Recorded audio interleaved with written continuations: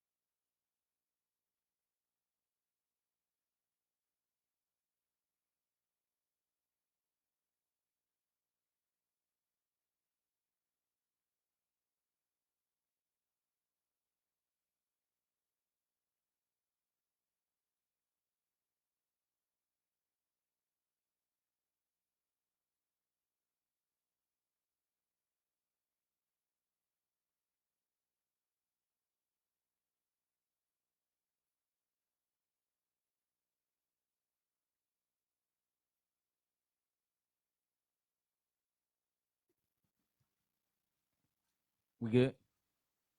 Everybody can see us. Hey, Shalom family, Most High Christ bless. Uh, Captain Zab here in San Diego. To my left, I got say something on the mic, bro. Hey, Shalom, Most High Christ. Bless Israel. I'm Officer Caleb.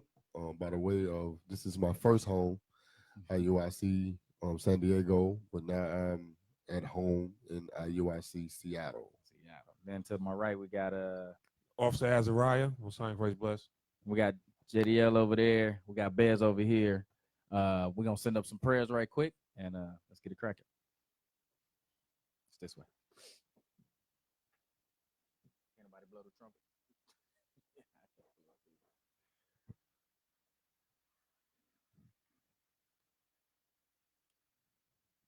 Father God of Abraham, Isaac, and Jacob, we thank you for today. We thank you for all you do for us. We thank you for your wisdom. We thank you for your guidance.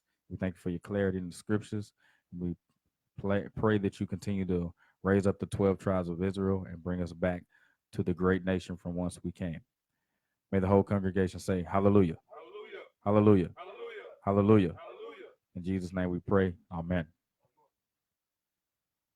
I keep it short, man. When Yasadia here, he give us the 17-minute prayer, the EP, the extended version, man. Shalom, y'all. Most High Christ bless. Good to see y'all. We here, we off. I'm off work. You off work today? Yes, sir. I got my freedom papers. Got your freedom papers. You know what I'm saying? What about you, bro? You got to go in? I'm off too. You off work, you know what I'm saying?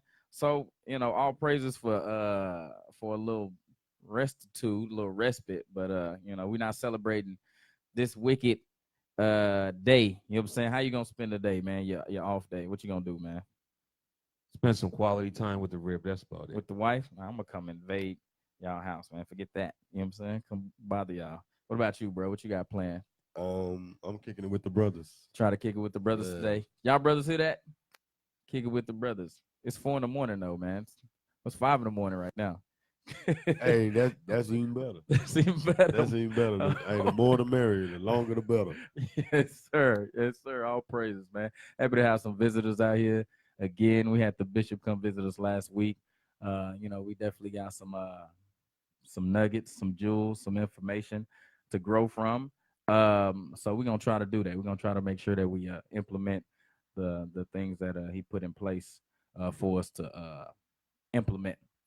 But let's get into the scriptures, man. Good morning. Good morning.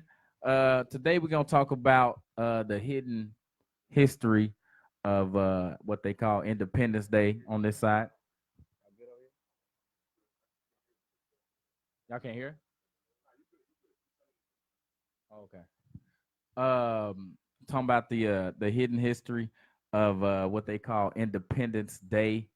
So first of all, you know what I'm saying? Let's start with this. Let's go to Sirach chapter 12. We'll start with Sirach chapter 12 and verse 10. Sirach chapter 12, verse 10. Who got it, man? Sirach chapter 12, verse 10. Yep.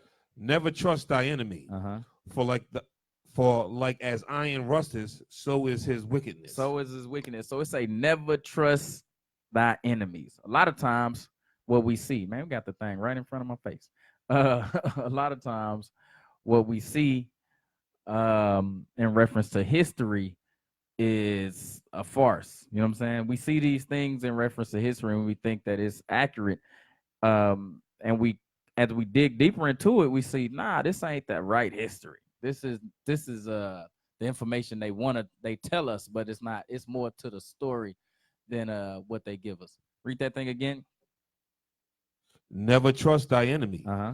for like as iron rusteth, so is his wickedness. Yep. Go ahead. Though he humble himself and go crouching, yet take good heed and be aware of him. And thou shalt be unto him as if thou hast wiped a looking glass, and thou shalt know that that his rust has not been altogether wiped away. So it's saying, look, that enemy, what he do, who he is gonna be revealed at some point. Even though it might look like a looking glass, you go to wipe it away, and you're like, dang, it's still rusty. So you go to deal with that enemy, and he done try to, make you believe that he's not your enemy anymore. When you truly peel back the layers, you say, you know what? Still my enemy. Nothing I can do. Go ahead. You got something? All right, let's go to this. Hold on. I just thought about this. That's what I do. See, I just get to rambling, and then a thought come to my head. So I want to get that. I want to go to Sensor Rock. Hold on, let me find it right quick. I was just talking about this the other day. Go to Sirach chapter 20, verse 22.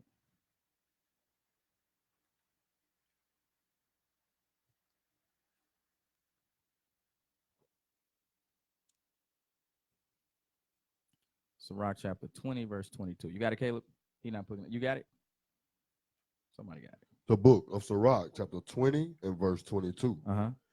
There is that destroyed his own soul through bashfulness, and by accepting of persons overthroweth himself. So what'll happen is we won't ask the right questions, right? Instead of because we afraid to ask questions, we uncomfortable asking questions, we won't ask the question. We won't figure out, well, what was Negroes doing at this time?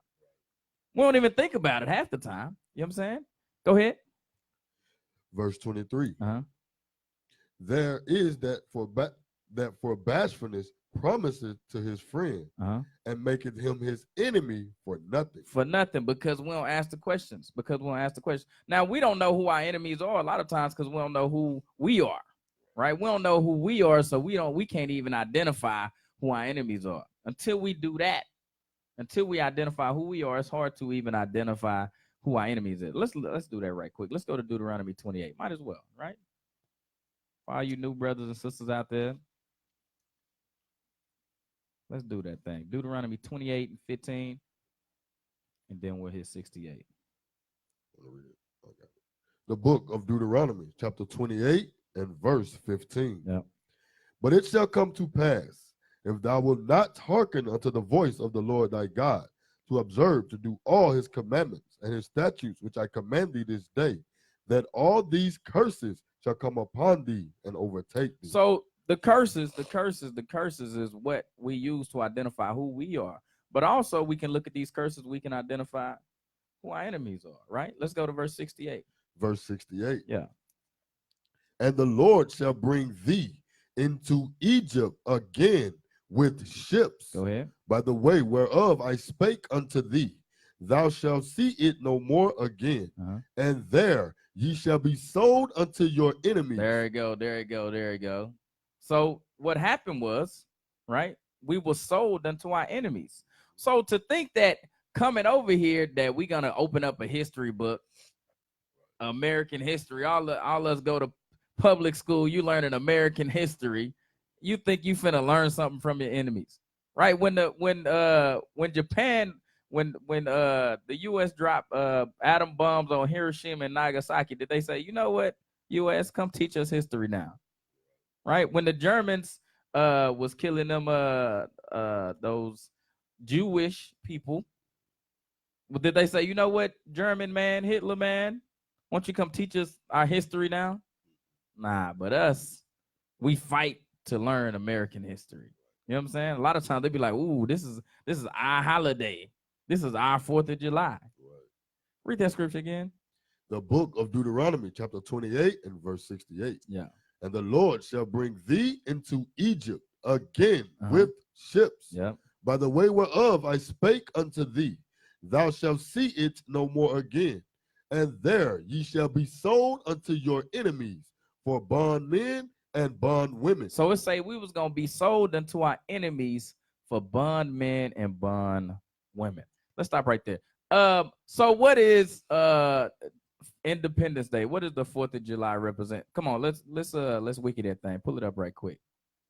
Or do it got something about it on the presentation? Do it kind of cover that, or just go straight into the thing? Okay, yeah.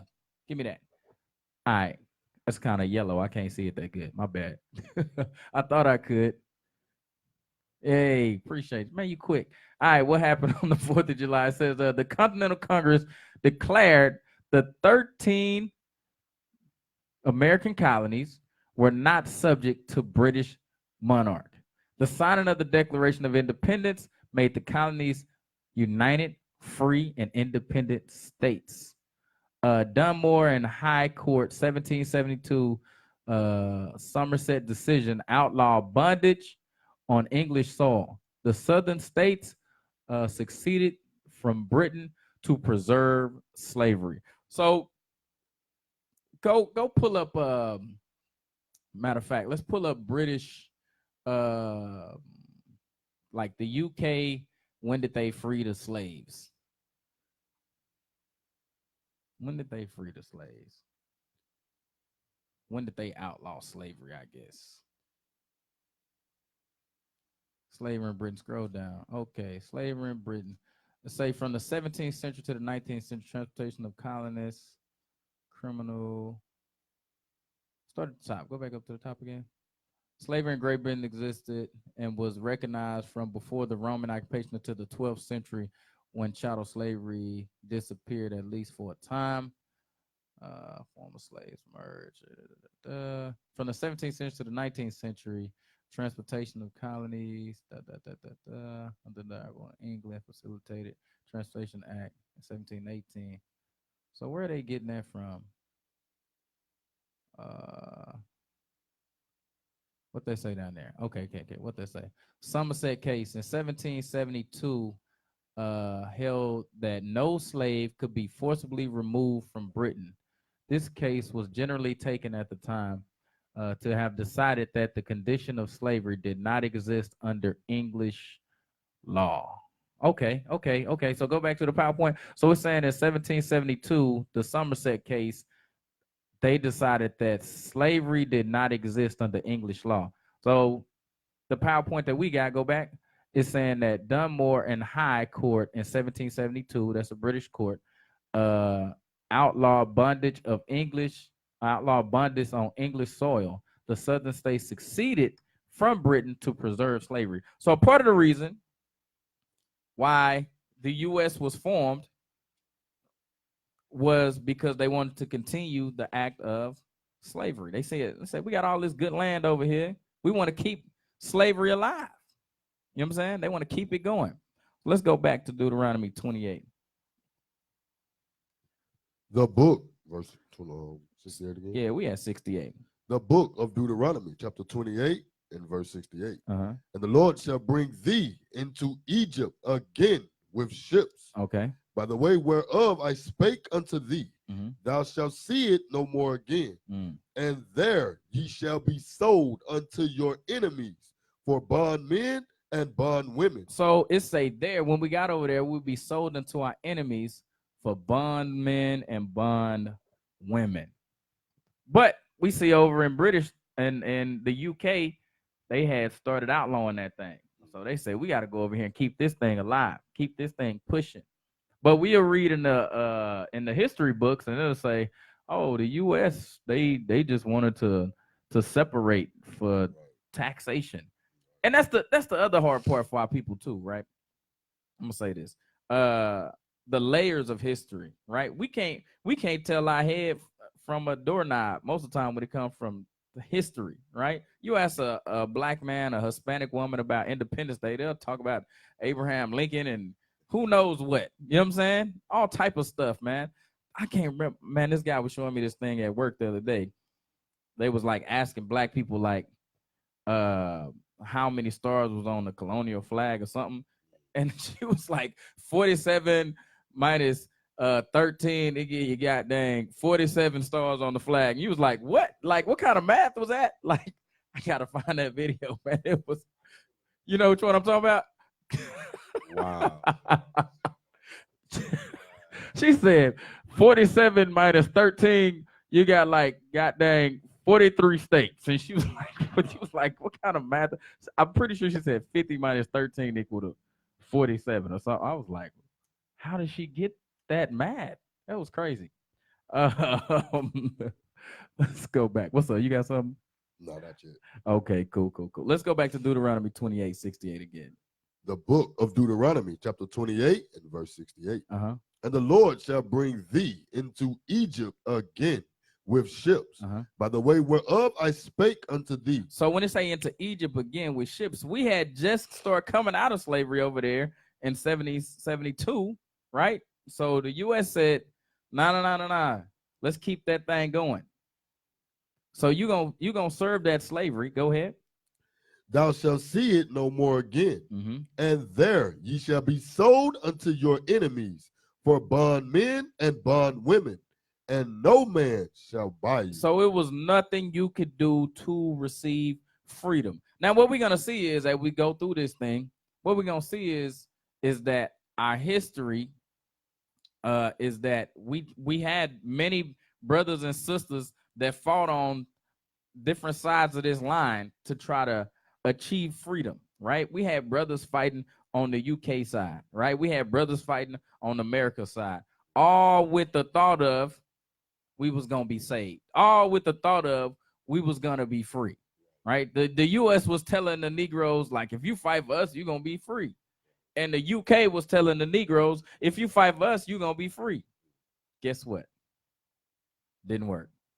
It didn't work. Let's read it again. Let's go. Matter of fact, let's jump over. Let's jump over to verse 48.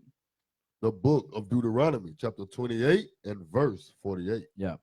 Therefore shalt thou serve thine enemies, which the Lord shall send against thee, in hunger and in thirst and in nakedness and in want of all things. There you go. So in want of all things, in want of freedom, in want of our historical understanding, right? We get this all from our enemies. You think they're going to tell us about the brothers and sisters that fought on both sides of the line? Nah, they didn't tell us nothing. All they told you was George Washington crossed the Delaware and boom, it was over. You know what I'm saying? I don't know what they give us. I don't know how much information they give us, but it ain't a lot. It definitely ain't a lot.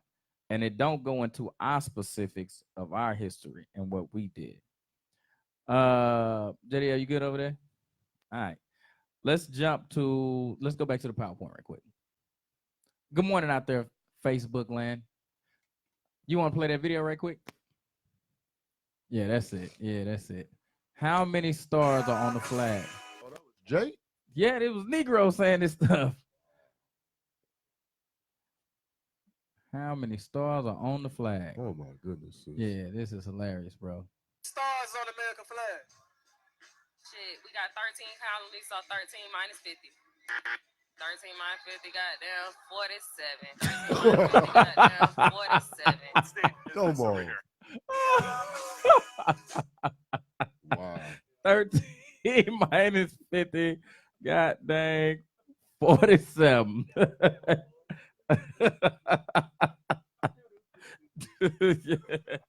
45, 47. Exactly, man. Yeah. He showed me that the other day. I was like, whoa. How you know what that is, JD? You know exactly what that was. I was talking about it. He was laughing at it. That thing was hilarious. 13 minus 50, it's 47. Go back to the PowerPoint. But that's our people, man, when it comes to any type of historical understanding. I was talking to the sister the other day. She said to me, well, how do you know that God don't love everybody? And so I took her to Romans 9, right? I took her to Romans 9. Let's look at that right quick. Let's go to Romans 9. She said, God loves everybody. I said, okay, all right, well, explain this to me then. So we went to Romans 9, and we read verse, where I was at. I didn't even go that far. I was just like, come on. Let's start at verse 6. The book of Romans, chapter 9 and verse 6. Yeah. Not as though the word of God have taken none effect, for they are not all Israel which are of Israel. Go ahead. Neither because they are the seed of Abraham are they all children. That was what I asked. I said, well, sis, how many children of Abraham was it? And she was like, huh? She was super stuck. And I'm like, well, how you gonna go out and make these broad statements that God loves everybody, but yeah, you can't even tell me how many children Abraham had? Like, come on, man. I'm like, look at verse 6 again. Verse 6. Yeah. Not as though the word of God have taken none effect, for they are not all Israel which are of Israel. They are not all Israel which are Israel. Now, this is talking about Israel. I'm asking you, how did we get from Abraham to Israel? How many children of Abraham is it? She's like, I don't know, but I know God loves everybody. I'm like, based off of what? Right. Let's go to, go ahead. Because she can feel it in her She heart. can feel that thing. In her heart. She had a dream. Yeah. And she had a dream that had told her that God loved everybody, and she was going to talk to me, and I was crazy. I was like, okay, well, I'm going to just keep it 100% factual with you, sis. This is none of my feelings. I'm just reading the scripture to you. Let's go to 1 Chronicles right quick, just so we can answer that question. How many children did Abraham have? Before we go, come on, Facebook, how many children did Abraham have? Do y'all know? Anybody know how many children did Abraham have? You know where the scripture is?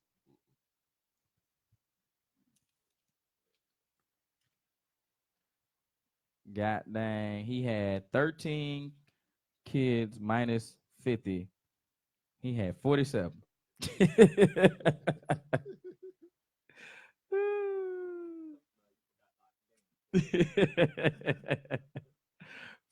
47. It's like, yeah, Lee, that was horrible. Where is that? It should be chapter 1. What they got? Facebook, no clue. If you're driving, don't type an answer in because I don't want nobody to crash.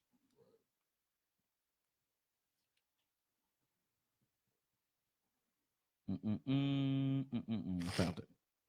Any clue? Yeah.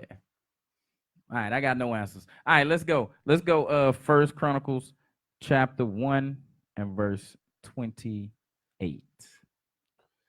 This is the book of First Chronicles, chapter 1 and verse 28. Yeah. The sons of Abraham, Isaac, and Ishmael. So that's two. So we had Isaac and Ishmael, right? Let's jump down because you read verse 29. That's going to Ishmael's son. Verse 30, 31, right? That's all Ishmael's sons. Jump down to verse 32. Verse 32. Uh-huh. Now the sons of Keturah, Abraham's concubine. So after Sarah died, right, Abraham took another woman, right, a concubine, and he had more children with her. Go ahead. She bare Zimran, 3, and Jokshan, 4, and Medan, 5, and Median, 6, and Ishbak, 7, Shua, 8. and the sons of That was it. So he had 8. So he had 8 boys. Yeah, 8 kids right here. All right. So when you reading Romans chapter 9 and verse, what verse was that again? 7. the book of Romans, chapter 9 and verse 7. Mm-hmm. Neither because they are the seed of Abraham are they all children. So it's telling you, even though Abraham had this many sons, are they all children? Go ahead.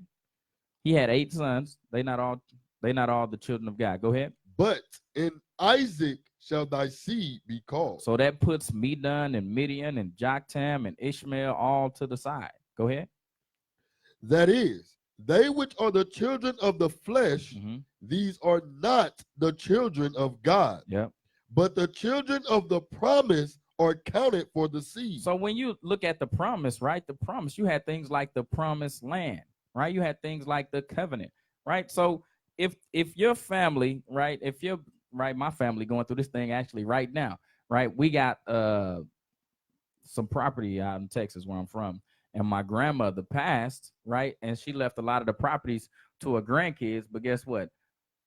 They want to fight over it and all this stuff because the will ain't right and taxes are due and don't nobody want to pay the taxes, but everybody want the property. Yeah, it's crazy. But anyway, That's how it be too. but anyway, Every black household. every man, it's straight shenanigans.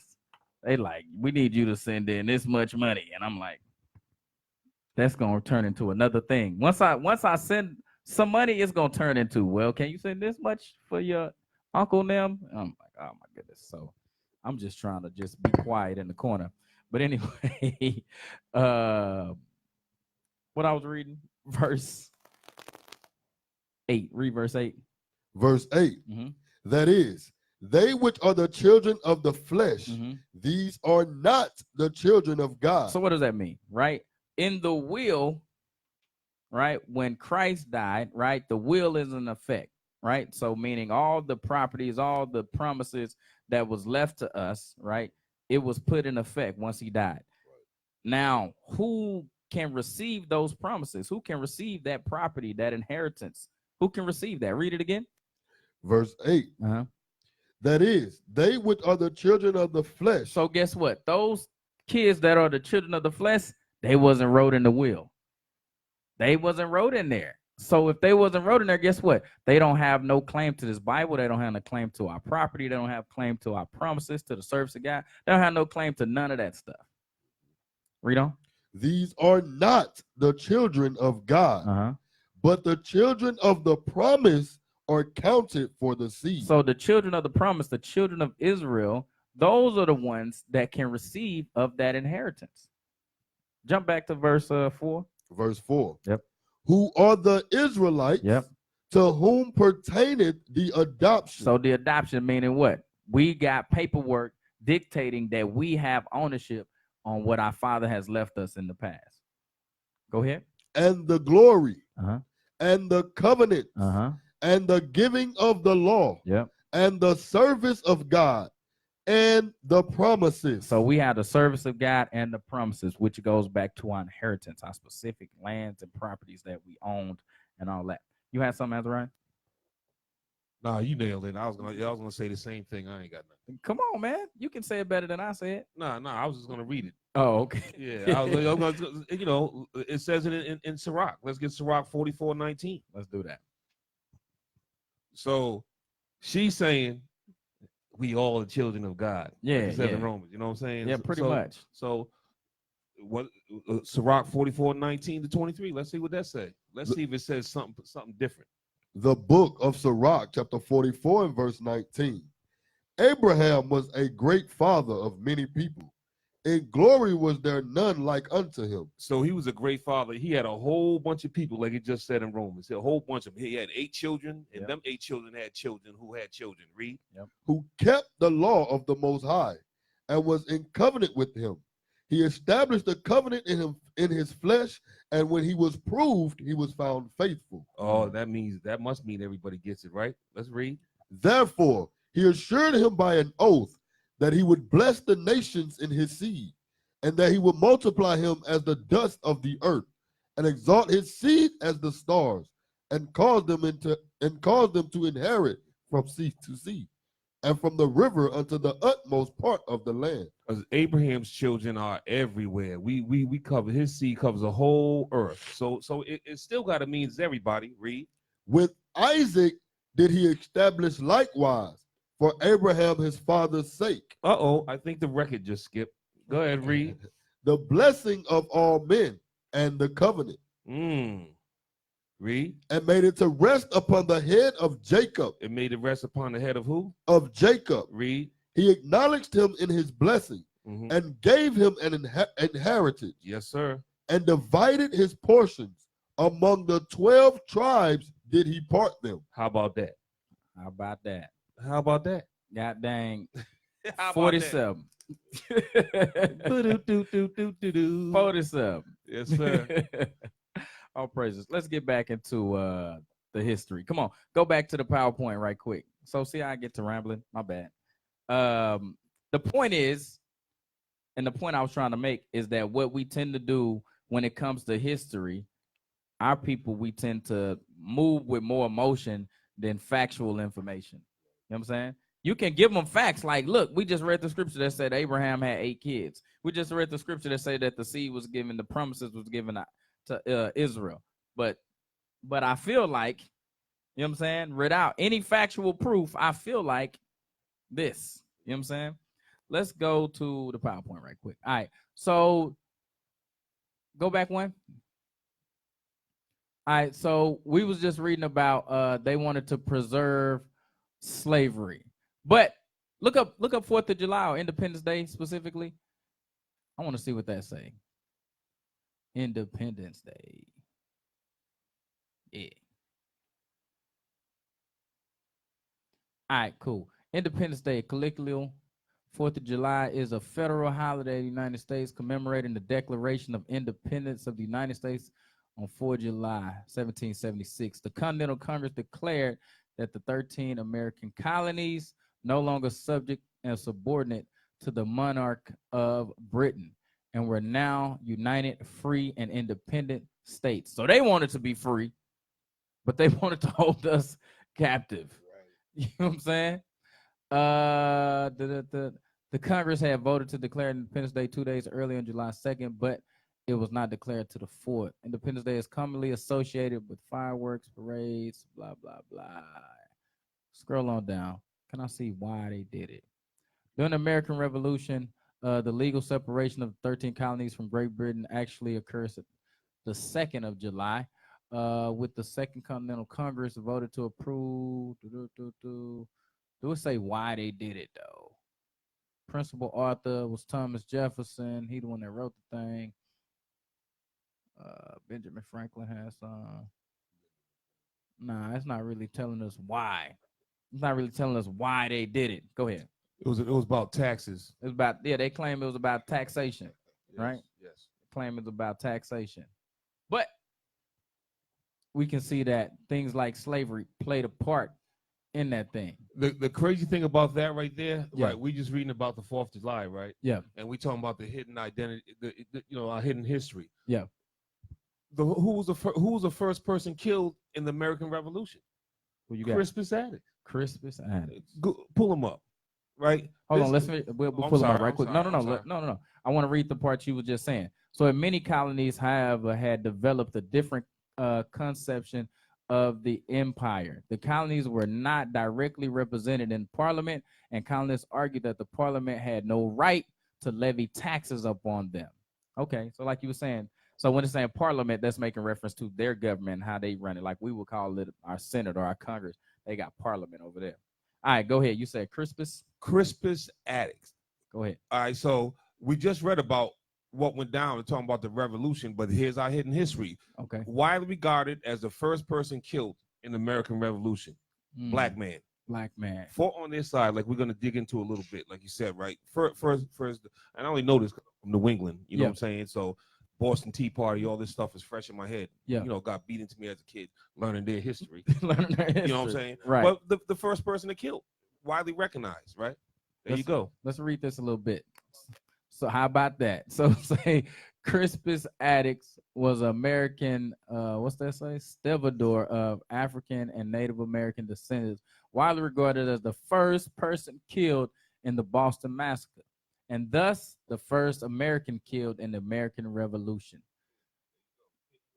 Yep, Crispus Attucks. Let's see. Historians disagree on whether he was a free man or escaped slave, but most agree that he was of Wampanoag and African descent. I don't know what that means. Indian. Okay. That's just an Indian. They all kind of Indians up there. Okay. Two major sources of eyewitnesses testimony about Boston Massacre published in 1770 did not refer to him as black nor as a Negro. It appears that the Bostonians view him as being a mixed ethnicity. According to the contemporaneous, according to Pennsylvania Gazette, he was a mulatto man. Yeah, he was a Negro named Crispus Attucks, who was born in Framingham, but lately belonged to New Providence and was here in order to go for North Carolina. I don't know what that means. Well, he was from Framingham, Massachusetts. But Okay. He lived in New Providence. All praises. All praises. So that was the first guy killed during this when things start to pop off. Hidden identity, what we're talking about. You know what I'm saying? Yep. They ain't gonna, you know, unless you live in New England, would you really know about him? Right. I heard the name, but I never really associated with this. Okay. Okay. What you got in there, JD? You got something you want to bring out of there? You from up there, right? Syracuse. Yeah, we got a little distance between us. I'm cool. Let's go back to the PowerPoint. Wow. You saw something in there? Nah, that was the devil. All right. So it's a revolutionary wars and black men that fought in the wars, right? So it says after nodding British recruitment of slaves, the Patriots recruited blacks to fight in the army with the promises of freedom at the war's end. Stop. Scroll back up a little bit. Revolutionary War Black Patriots. So when you look up guys when you look at things today, right, like the NFL, right, you got the New England Patriots. They got a white guy on the dang thing, but it tell you that these guys was called Patriots as well, right? We hear Patriots, we think of, I don't know. Yeah. Not saying we should be patriotic, because again, the purpose is, what's the scripture say, right? What's that, Lamentations? Go to Lamentations right here. Well, matter of fact, you can go back to Deuteronomy chapter 28 and verse 68. I'm going to get the one in Lamentations too.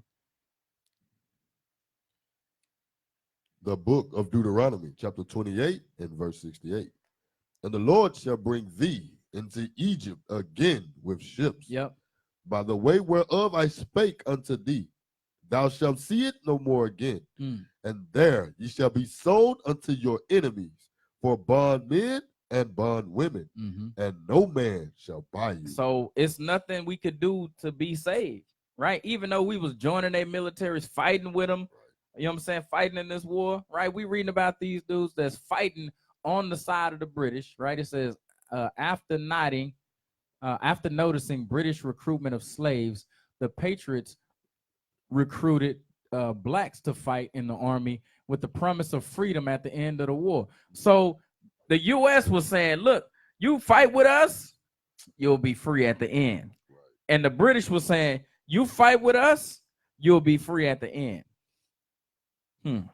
Go ahead. Ain't that what it says in Psalms 55? Let's go to it. Right? Ain't that what it says in Psalms 55? The book of Psalms, chapter 55 and verse 21. Let me get there. It's all good. We'll start at 20. The book of Psalms, chapter 55 and verse 20. He had put forth his hand against such as be at peace with him. He had broken his covenant. Come on, man. We got to take care of this thing. We can't let them British come in here. Yep. Hey, Negro, they're gonna take everything we got. You better fight. You better fight against them. Yeah. The words of his mouth was smoother than butter. Freedom is at the end of this thing. At the end of 40 acres in the you. Yeah. Read. But war was in his heart. His words were softer than oil. See, so all the way back to Jeremiah, we trust in lying words. You know what I'm saying? This dude came over here, set up shop.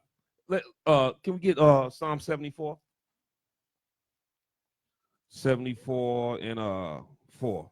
The book of Psalms, chapter 74, verse 4. Thy enemies roar in the midst of thy congregation. So these, I'm trying to use the right word. These people came over here, Edomites, set up shop right in the middle of our spot, right? Read. They set up their ensigns for signs. And they said, come over here, we got it going on. And told us a bunch of nonsense, and we fell for it. Hook, line, and sinker. well, we was already over here enslaved, you know what I'm saying? But they telling the slaves, because you got to understand, how hard would it be, right, to fight against the British as well as maintain control of your plantation? That would be very difficult to do. But we, in our minds, we think, oh, they were just out there fighting. You know what I'm saying? What they think we were just going to sit there and just hold keep picking cotton while they out there fighting? Nah, Negroes start fighting back. And they say, you know what? We got to come up with a lie. These Negroes not knowing. There you go. There you go. Right? Go to Lamentations chapter 4 and verse 17. Lamentations. But they know once we find out who we are, it's a wrap. Yep, exactly. The book of Lamentations, chapter 4 and verse 17. Yes, sir. I can find Lamentations. You and me both. Where is that? I got you. Right after The Jeremiah. book of Lamentations, chapter 4 and verse 17. Hold on, let me look at it. Let me a second. Trying to find Lamentations too. Yeah, you got it right there. Boom, I'm in that. Let me look. All right, 17.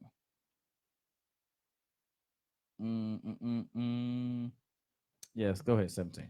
As for us, our eyes as yet failed for our vain help. Mm-hmm. In our watching, we have watched for a nation that could not save us. We waited for a nation. We thought that these promises of freedom, be it from the UK or from the US, we thought these promises of freedom we was gonna get free at the end of this thing for fighting in these wars for them.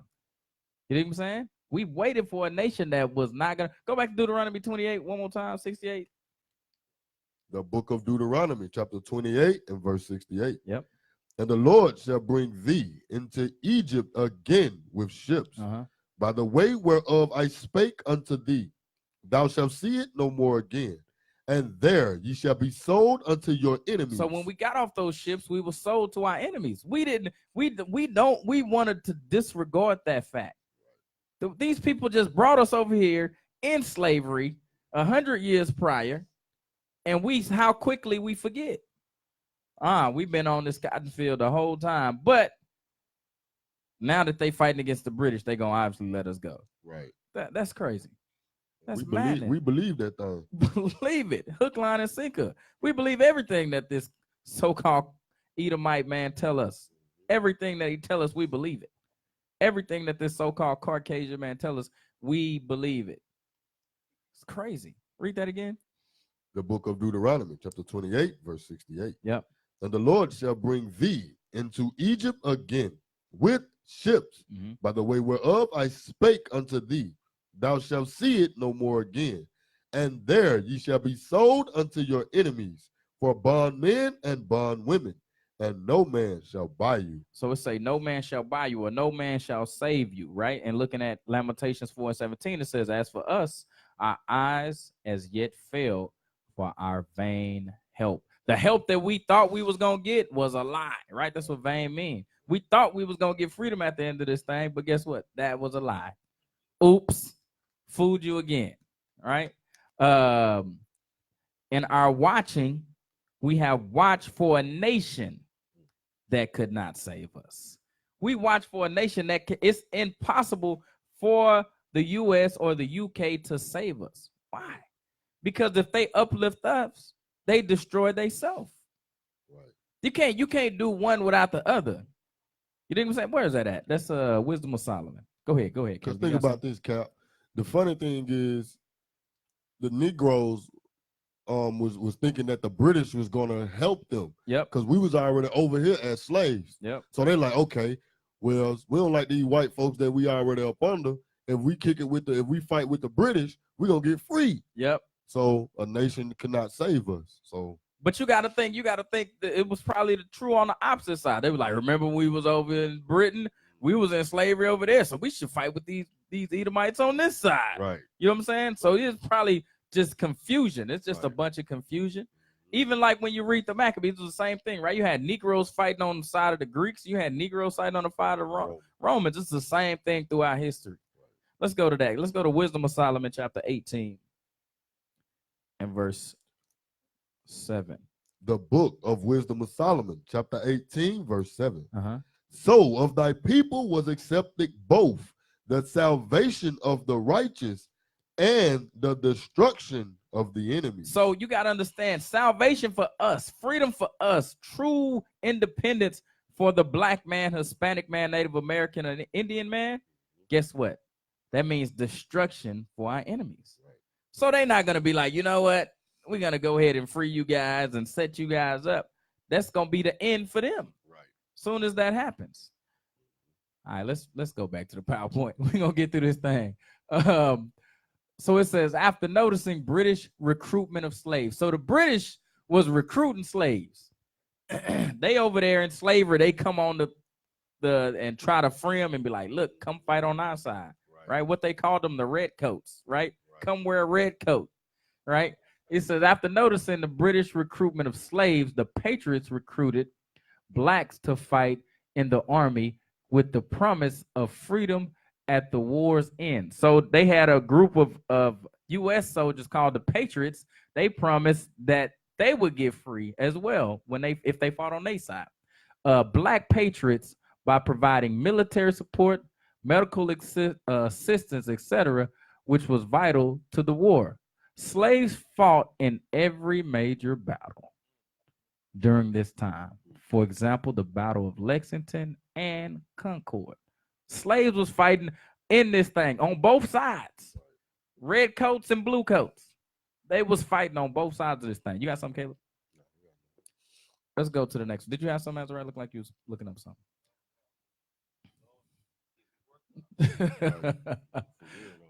So this is another group of brothers that fought. These brothers are called the Bucks. The Bucks of America. B-U-K-S. I know I got a country accent.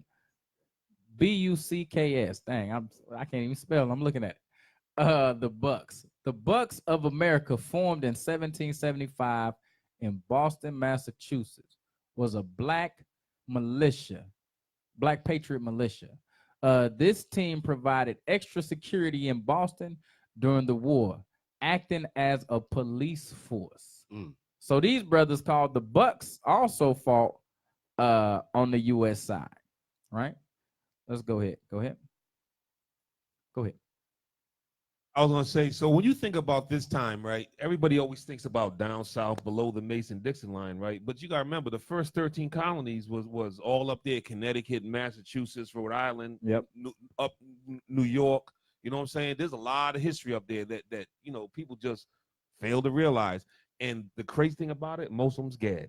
Most Right? They of look them, like you and I, yeah. but they're Gad. Like my wife. You look Yep. at her, you can't tell me you don't see a black woman. Nah, But she's a Gadite. she's You a know what I'm Gad. saying? Montauk Indian. I don't know if I believe her, but Huh? I'm just playing. Oh, She yeah. is real. Yeah, All I can pull out. praises. I got my Indian card. All You know what I'm praise. saying? All praise. I'm just messing with Oh, it's all good. you. So it was a guy named Agrippa Hall. He helped with medical assistance, right? Agrippa Hall was a black patriot, lived from 1759 to 1848. Hall worked with doctors and performed simple operations. The different tasks assigned to African Americans shows the range of assistance black provided during this time. Matter of fact, nah, go ahead. I don't even want to say it because I don't want to be wrong. All right, this one I think is crazy. This one I think is crazy. So go ahead, go ahead. You finna say something? This guy's name is Prince Whipple, right? Prince Whipple, right? So when you look at a picture of George Washington crossing the Delaware, right? They show that picture of him kind of standing at the front of this ship crossing the Delaware, right? So it says Prince Whipple was an enslaved African prince, so he was an Israelite, right? Prince who accompanied his former owner, General William Whipple, during the American Revolutionary War. Involved in military operation at Saratoga in 1777 and Rhode Island in 1778. Go ahead. And what? Go ahead. What's the last one? Involved in a military operation at Saratoga in 1777 and Rhode Island. Rhode Island. There you go. Oh man, what this? I still can't believe it's Negroes in Rhode Island. Like that's amazing to me. There was 3, but one sitting here with you right now. Sir. Go ahead. You got some, Caleb? It says Prince can be seen in the bottom left of the painting, right, of George Washington crossing the Delaware. So it's a when you look at that picture, it's a black man in the corner, right? And that's Prince Whipple, and he was a slave. So he was there fighting in the battle with Washington, with his guy. What does it say is his who he was a curse to? Go up a little bit. I can't see Jedi. William Whipple. So he was under this guy named William Whipple. He was his slave, and he was out there fighting on behalf of his slave master. Come on, let's go ahead. Next one. What you got? All right, so this is Peter Salem. Peter Salem is also a black man who served in the Continental Army with a company known as the Minutemen. They fought in the Battle of Bunker Hill, Battle of Lexington and Concord, Battle of Stony Point and Saratoga, renowned for fatally wounding the British Marine Major John Pilkington by shooting him with his musket. So he was out there busting on Esau, right? But he was fighting for the U.S. So, like I was saying, let's go back to Sirach. I don't want to just do that, stay in that lane too long. Let's go back to Sirach. Matter of fact, nope, I wrote this one down. Isaiah chapter 22. Isaiah chapter 22.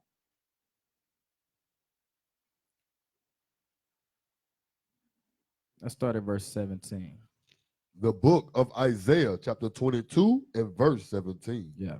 Behold, the Lord will carry thee away with a mighty captivity, and will surely cover thee. Will surely cover thee. Through all these different things we went through, right? The Lord still preserved us. You know what I'm saying? We fought in all these wars like we just read, and every major military conflict, a black man was in there fighting on both sides, right? So he said, he shall surely cover thee. Go ahead. He will surely violently turn and toss thee like a ball into a large country. Mm-hmm. There shalt thou die. There shalt thou die. We die what? Fighting in these wars, fighting in these battles for our oppressors. Go ahead. And there the chariots of thy glory shall be the shame of thy Lord's house. Mm-hmm. So the chariots of thy glory shall be the shame of the Lord's house. Us going out here fighting amongst these brothers and fighting amongst these Edomites, right? That's making the Lord. When I joined the military, right? I never forget, man. My grandmother, she came to the house. I'm getting ready to go to boot camp. She said, "You going to join that white man's Navy?" And I was like, "The hell is wrong?" I thought she was crazy. Like, you crazy. Then I looked back, I was like, dang, grandma knew what she was talking about, man. I should have listened, man. But I ain't listen. I ain't listen at all, man. Go ahead. Talk it on the mic. Say it on the mic, bro. It's crazy too, because like still today they use us for football, basketball, and stuff like that, because they know we stronger than them. Yep. So they used us. Look at this brother. He out there tearing Edomites up out there on the field. They know that about us. The You see minute what I'm man. saying? Yeah. What did it say? He shall be stronger than the other. You Yep. don't think they read that? Let's go to that. What was that? Genesis 25. Gotta go to Old Glory.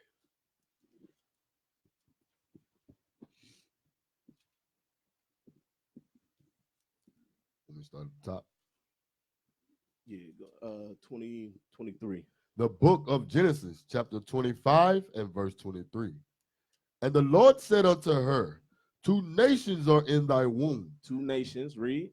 and 2 manner of people shall be separated from thy bowels. And the one people shall be stronger than the other They people. shall be what? Shall be stronger than the other They people. shall be stronger. So why did Esau fight that battle himself and just leave us out of it? You see what I'm saying? Nah, they wanted us to build America, and they wanted us to fight also for America. You see what I'm saying? They used us, and they still doing it today. What's that where it say that hold on.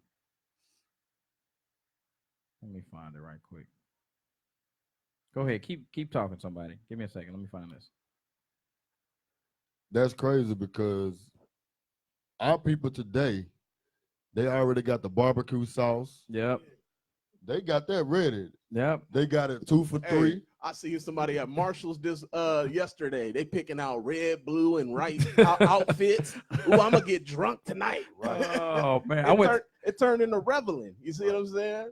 I went to the That's all bank it is. yesterday. This sister had flags on her fingernails, man, and she was, you know what I'm saying? Oh my goodness. I'm like, whoa, crazy. You got something, Azariah? Go ahead, man. Go ahead, man. Give us something crazy. Give us some of them craziness, man. Let's go to 1 Samuel chapter 18, just to the point you was making, Bez. Some sisters got that firework hairdo First Samuel, with flags in it. flags in their hairdo. 1 Samuel 18, verse 7. The book of 1 Samuel, chapter 18, verse 7. Yeah. And the women answered one another as they played, and said, Saul have slain his thousands, and David his 10,000. And see that? So that's always been the case, man. We was out there performing military feats of I mean, it was crazy how we was able to overcome so much with so little, right? When you read things like the Maccabees, you know what I'm saying? Even David, right? And then you read about these brothers over here, like the Minutemen, doing so much with so little. You know what I'm saying? We always had that spirit, you know what I'm saying? To be able to, we was just stronger than the other people, like you said, stronger than the other nations. That's what it is. That's what it is, man. Where I was going, I forget. Let's go back to the PowerPoint. What we got? So the British military black loyalists. All right, so black loyalists were Negroes, right? African Americans, us, the Israelites, Right. who joined the British military. So you see that? So we was fighting on both sides of this thing, like I was telling y'all. What you doing? Making it bigger? Super big. I'm good. Black loyalists were African Americans or Negroes or the Israelites, right, who joined the British military during the Revolutionary War. Many of these loyalists were escaped slaves ready to die for the crown's promise of what? Freedom. They promised them freedom. They promised them freedom on both sides of this thing. They say, you fight for us, you're gonna be free. And regardless of what side it was, they was fighting with the same thought in mind, that if the UK win, I'm gonna be free. If the US win, I'm gonna be free. So out there fighting hard for these people. It says, ready to die for the crown's promise of freedom, though many of these slaves were returned to their plantation by the British Army. So at the end of the fight, you got your red coat on. They bring you back to your plantation at the end. Right. You done fought out there. Go ahead. JDL, what was that class you gave us about the Haitian brother? That's another example. To son who? Yeah, but he got returned to where? Yeah, all that fighting that man did, and it got served up, brought right back. What was his name? Can you say it? I don't know how to say it. To son Everture? Yeah. That was a different time period, though. That's a different time period, though. Don't throw me off, man. To son. Only reason I brought him up because he fought in the war. First, he was fighting for his people, but then towards the end, he co-signed with the other ones. He thought he was going to get a better deal and got played at the end. Trusting in lies again. You know what I'm saying? That is the same time period. He was in Haiti. Yeah. But it's just another war that we fought and we believed because he was doing his thing. But then he trusted in lies. And France got him. It wasn't America. I mean, it wasn't Britain. It was France. Yeah. Same thing. Yeah. Banana in a tailpipe. Francois Dominique Tonsant Overture. La Overture. That's a serious name. 1743 to 1803. French general and best known as the leader of the Haitian Revolutionary. Okay. You can go back to the PowerPoint.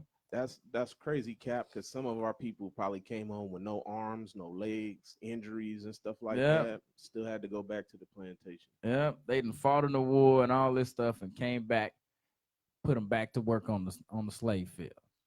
Go back to that. Let me look at that one more time. So it's a British military black loyalists. Black loyalists were African Americans who joined the British military during the Revolutionary War. I just want that to sink in. Because again, like I said, a lot of times when we hear these things, when we hear about Independence Day, we hear about 4th of July, we don't think at all, what was the black man doing? What was the Hispanic man doing? What was the Native American man doing at this time? You think they were just sitting around twiddling their thumbs, waiting? Like I just, pick cotton while they out fighting. Nah, we was in every battle. I just keep picking tobacco and sugarcane while they out fighting. No, we fought in every battle. Let's go to that. Let's go back to Deuteronomy 28 one more time, man. Deuteronomy 28, verse 48. I think it is. The book of Deuteronomy, chapter 28 and verse 48. Mm-hmm. Therefore shalt thou serve thine enemies, which the Lord shall send against thee, in hunger and in thirst and in nakedness. So when we hunger for knowledge, when we thirst for understanding, guess what? We got to get it from our enemies. Go ahead. And in want of all things. And want of knowledge. And want of perspective of our history. When we want those things, where we got to get them from? From our enemies. Let's go to Hebrews chapter 11, verse 32. Go ahead. We're going to read down a little bit. Because this just, you just put it right on the tee for us, sir.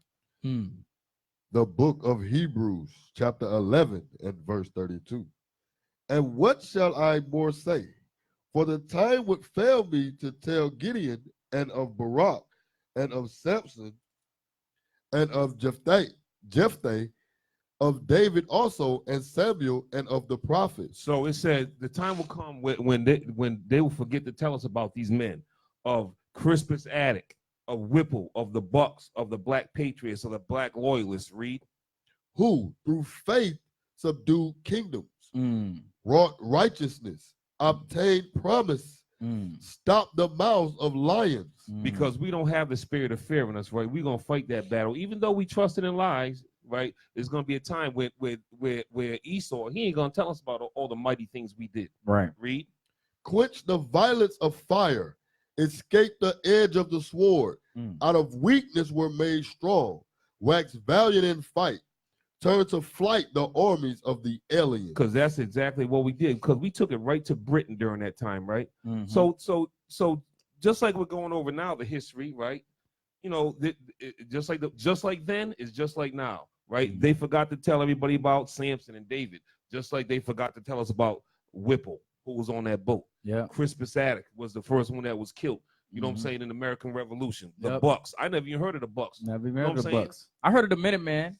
Yeah, the Minutemen, but I didn't know about black patriots or black loyalists. I'm saying, like, so the Bible's amazing, man. You know what I'm saying? Yep. Things were written 4 times, written for our learning. Everything repeats itself. Yep. Yep. And that's always a crazy part when you look at these historical perspectives in the Bible. We always got a group of brothers that's fighting on both sides of the coin. You know what I'm saying? And we tend to think, again, I don't know what I thought before, you know what I'm saying, I knew the truth. You know what I'm saying? I don't know. I had no clue what I didn't bring. Let's go to Isaiah. Let's go to Isaiah chapter 1. I'll tell you what I thought. Isaiah chapter 1 and verse 3. The book of Isaiah, chapter 1, verse 3. Mm-hmm. The ox knoweth his owner, Mm-hmm. and the ass his master's crib. Yep. But Israel does not know. Uh-huh. My people does not consider. Well, I didn't consider it. I never thought about it. I never thought to think any further than what old girl was wearing last night or whatever. You know what I'm saying? Whatever I was trying to get into, whatever sin I was trying to get into at the time. That was all I was thinking about. So I know our people that's not in the truth, they have no clue what's going on. And nor do they think about it, nor do they consider it. They just say, oh, red, white, and blue, and sign the Declaration of Independence. Trump got the parade set up for the day, you know what I'm saying? About to do that thing. That's about to look like a bunch of shenanigans, but you know, it is what it is. Go ahead. Listen, I'm gonna tell you what our people doing today. What they doing? Listen, they finna go fire them grills up. Fire them up. You know, they got the charcoal ready.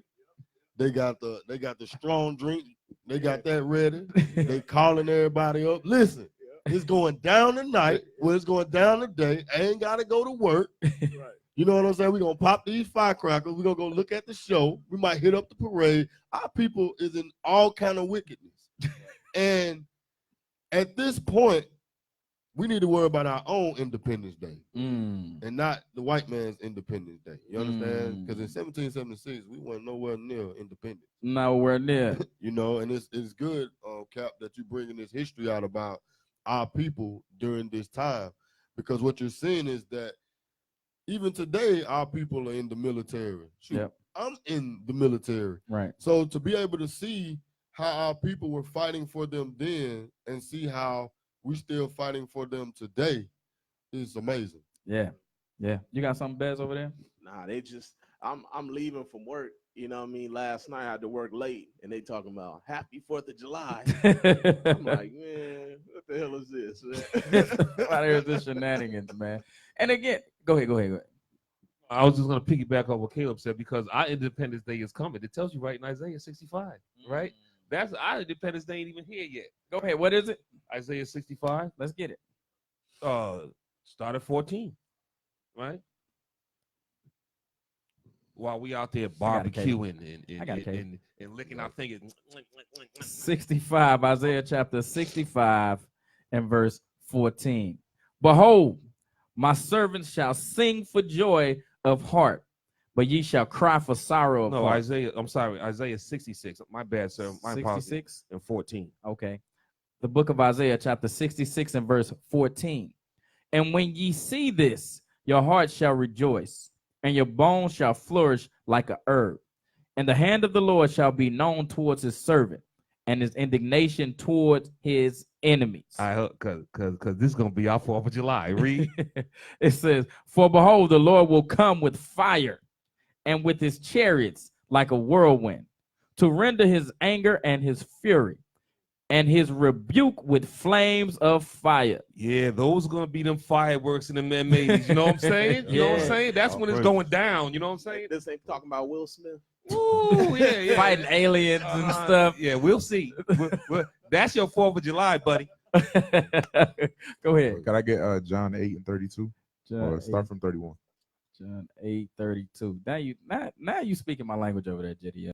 Nah, I'm just over here thinking about what Negroes are really thinking today, This is right? what they thinking. You know This what is I'm this is the perfect scripture, JDL. This is This is the perfect scripture. This is what they think. Once you said it, I said, that's it. This is what they think. John 8:32, it says, and ye know the truth. And ye shall know the truth, and the truth shall make you free. So Christ was talking to the Jews. He said, once you know the truth will make you free. So that's us, right? We know the Yep. truth. We know that once we keep the commandments, we're going to be free. But look at what they responded to him. They answered him, we be Abraham's seed, and were never in bondage to any man.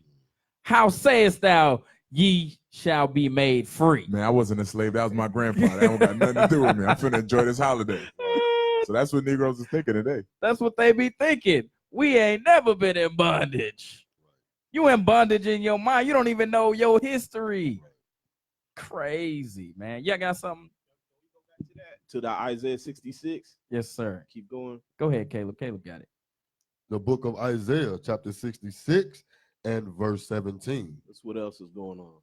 They that sanctify themselves and purify themselves in the garden behind one tree, They're gonna be at the park where the trees and stuff is at. Read.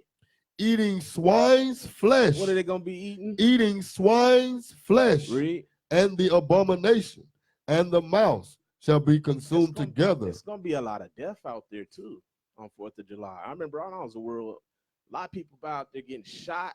You see what I'm saying? Out there, a lot of people be out there drunk and on drugs and stuff like that. Our people way past destroyed with 4th of July. You know what I mean? Even when I was coming up, you see what I'm saying? Now it's just like people, I don't know what people gonna be. It's that we just destroyed. You know what I mean? Crazy. Let's go to Second Esdras. Chapter, where I'm at, 13 and verse 46. The book of Second Esdras, chapter 13 and verse 46. Uh-huh.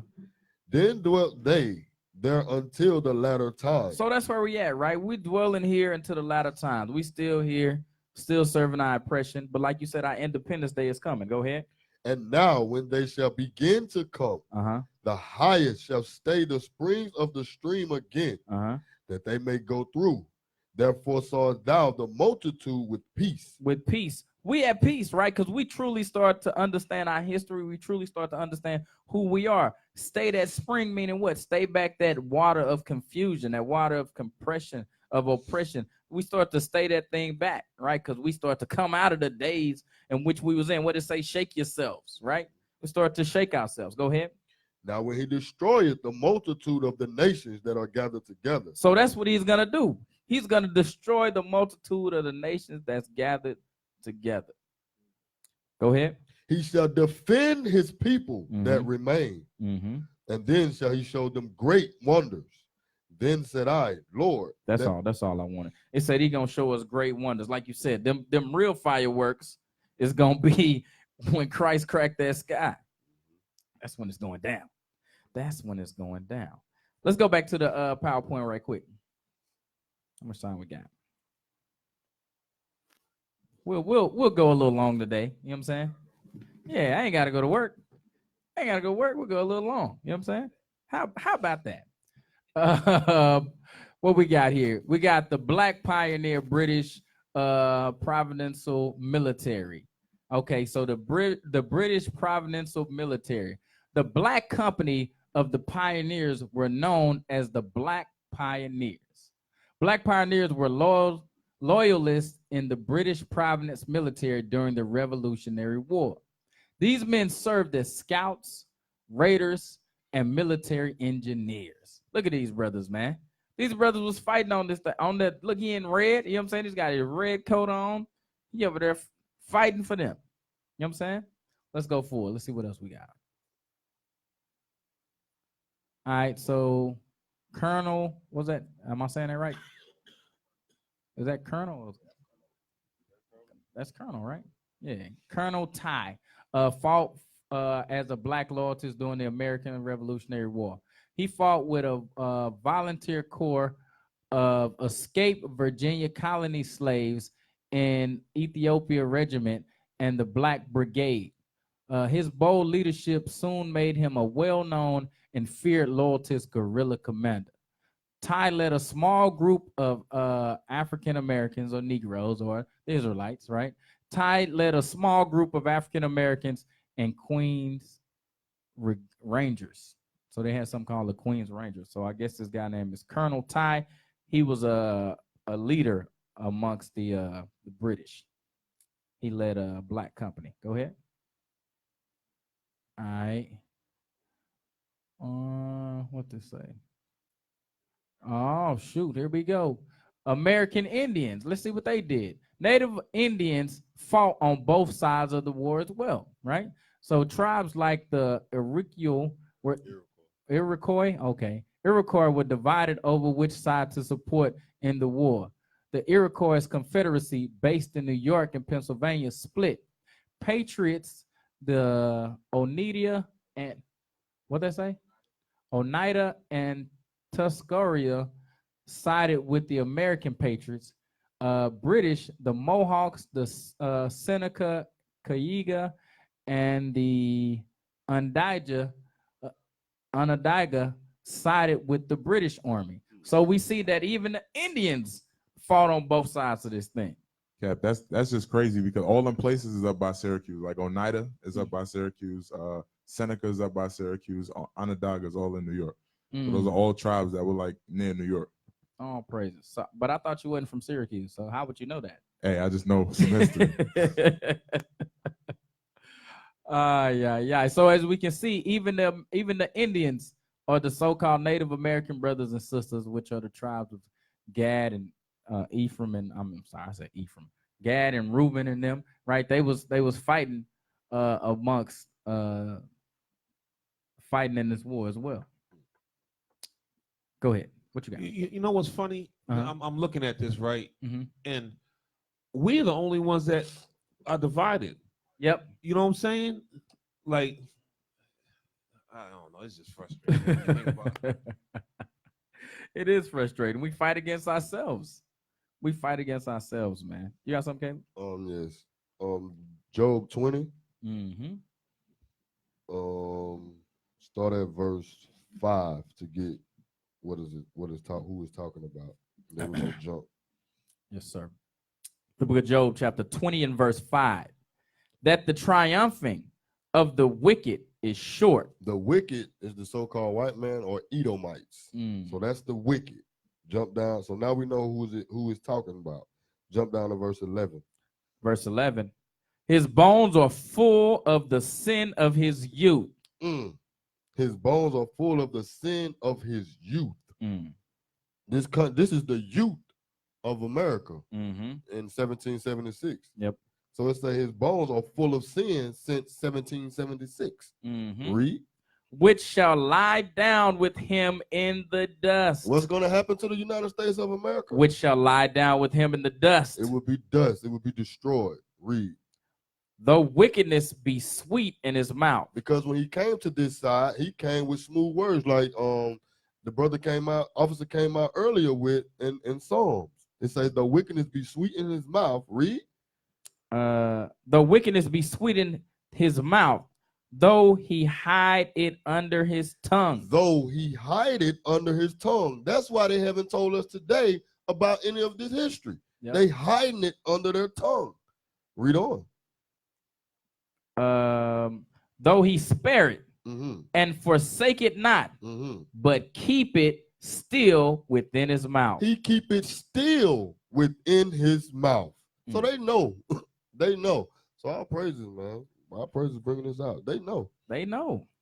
Let's go back to verse 5. I like that.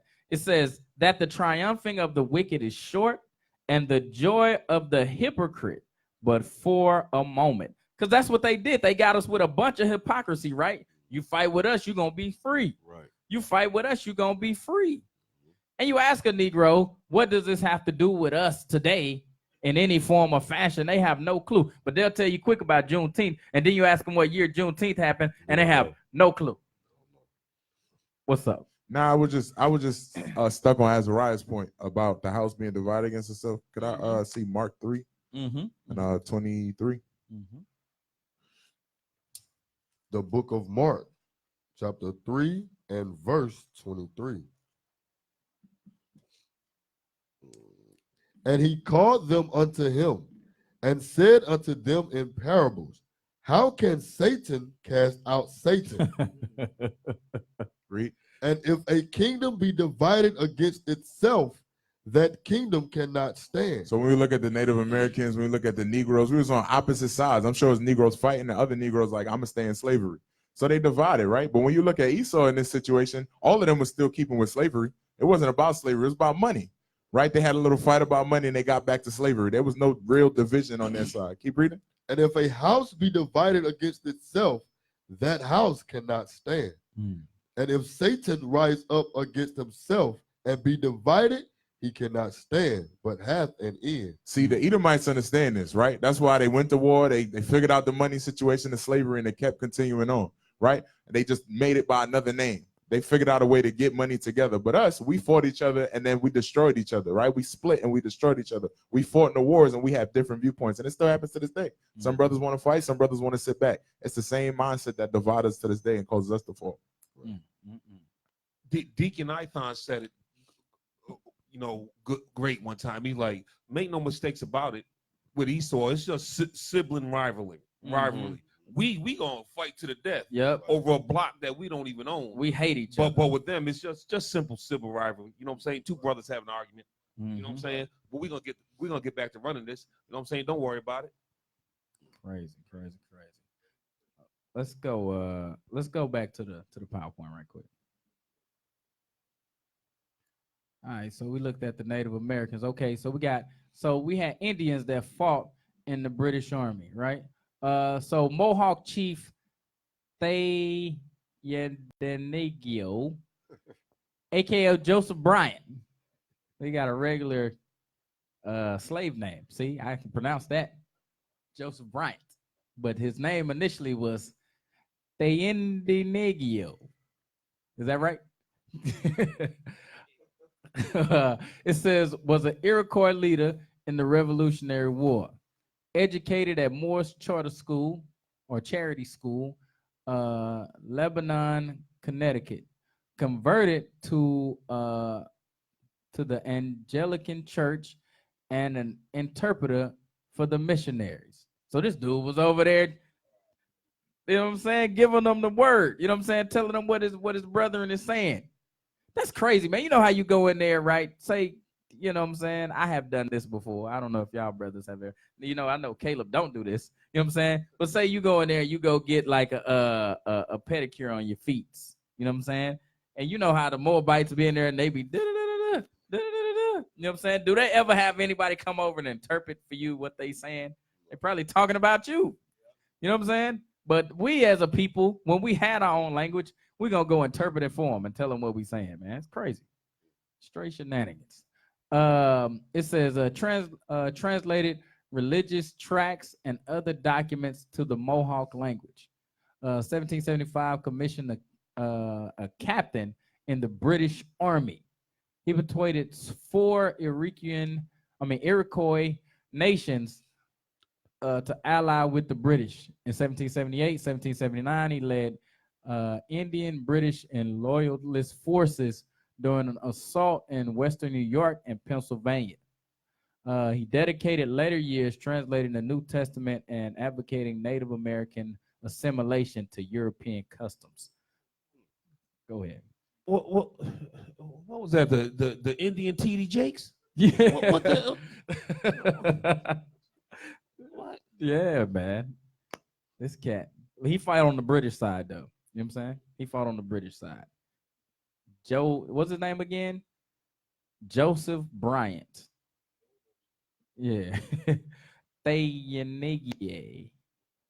What we got next? The Patriot Campaign against the Iroquois Indians. As a conquest of the Iroquois alliance with British forces, General Washington, talking about George Washington, right, commanded what they say, a suffocating military assault on all Iroquois nations, which led to the destruction of the towns and food supplies. Go ahead, Caleb. Jeremiah 50 and 33. Jeremiah chapter 50. Because the same thing that happened with Southern Kingdom, we see now that it happened to Northern Kingdom. 50 and 33. The book of Jeremiah chapter 50 and verse 33. Thus saith the Lord of hosts, the children of Israel and the children of Judah were oppressed together. They were oppressed together. That's going on. We see then, that's going on right now. Read. And all that took them captives held them fast. Now we just seen what George Washington did to the Iroquois nations. He destroyed them. Read on. They refused to let them go. That's why we still in their hands to this very day. They have refused to let us go. Even though they made promises of freedom at the end of this thing. You're going to be free. Nope. They refuse to let us go. Go ahead. What you got next? Treaty of Paris Agreement. The 1783 Treaty of Paris Agreement included peace between all the European nations involved in the War of the United States, but did not make provisions for the Iroquois. Both Americans and British reneged on their promise to the Iroquois and black slaves. Again, Deacon Ithon said it best. Simple sibling rivalry between Esau. Yep. You know what I'm saying? Yep. What it said included a peace agreement with all European nations. So that's the French, the British, the Germans, the Russians, everybody. Hey, officer, you got to read that Psalms again, because I know some people just logged in. So they got to see that again, bro. Psalms 55 and verse 20. The book of Psalms, chapter 55 and verse 20. Whew, that's heavy. He that put forth his hand against such as be at peace with him, he hath broken his covenant. The words of his mouth were smoother than butter, but war was in his heart. His words were softer than oil, yet were they drawn swords. We just seen it with the treaty. Yep. We just seen it with the treaty. You know what I'm saying? Stick out his hand. You know, you see it on a dollar bill. You know what I'm saying? You got that eagle with the olive tree branch and the swords. And the arrows in the other hand. Yeah, the arrows. I'm sorry. The arrows. Yes, sir. Yes, sir. You're absolutely right. Right in our face. But no, that can't mean that. Yeah. You know what I'm saying? No. You got that's your interpretation. Yeah. You know what I'm saying? You niggas, man. It's always a conspiracy, man, with you Negroes, man. It's a conspiracy. Let's go back to Sirach chapter 12. Sirach chapter 12 and verse 7. The book of Sirach, chapter 12 and verse 7. Give unto the good and help not the sinner. Go back to verse 6. Verse 6. For the Most High hated sinners. So the Lord hates, right? He hates sinners. Go ahead. And will repay vengeance unto the ungodly. The ungodly, that's these Edomite, these Caucasian nations. He gonna repay them for what they did to us, for those lies which they told us. He's gonna repay them for that thing. Go ahead. And keeping them against the mighty day of their punishment. Give unto the good. And help not the sinner. And that's what we continue to do. As we look through the history, as we look through what has happened to us during what they call the American Revolution, we continue to help sinners, to help the ungodly, to help those people that don't care nothing about following what they say, being men and women of their word. They not that way. You got something, Azrael? Go ahead. Verse 8. A friend cannot be known in prosperity. And an enemy cannot be hidden in adversity. So when adversity came, when they needed our help, guess what? They made all the promises in the world. You know what I'm saying? When they needed our assistance, They said whatever they wanted to, whatever they had to say to get us to believe that helping them would be beneficial to us in any fashion. Right. Go ahead. That's why God said this. Yep. Never trust thine enemy. Yep. For like as iron rusteth, so is his wickedness. So when iron rusts, you can't get it out of there. Right. You got to replace that thing. You got to just start over. You can't get the rust out of the iron. Come on. Though he humble himself Uh-huh. and go crouching. And that's what he did. He humbled himself. He said, look, black man, look, Native American man, Hispanic man, if you fight for us in this war, we got you. Read that again. Though he humble himself. He said, we need your help. We need your help, Minute Man. We need your help, Black Loyalists, Crispus Addicts, or some of the other brothers we saw. Joseph Bryan or Talagula, I don't know what his name was. Mr. Whipple. Mr. Whipple. You had Whipple over there, right? You had the Bucks, the Black Bucks, the Black Patriots. Yeah.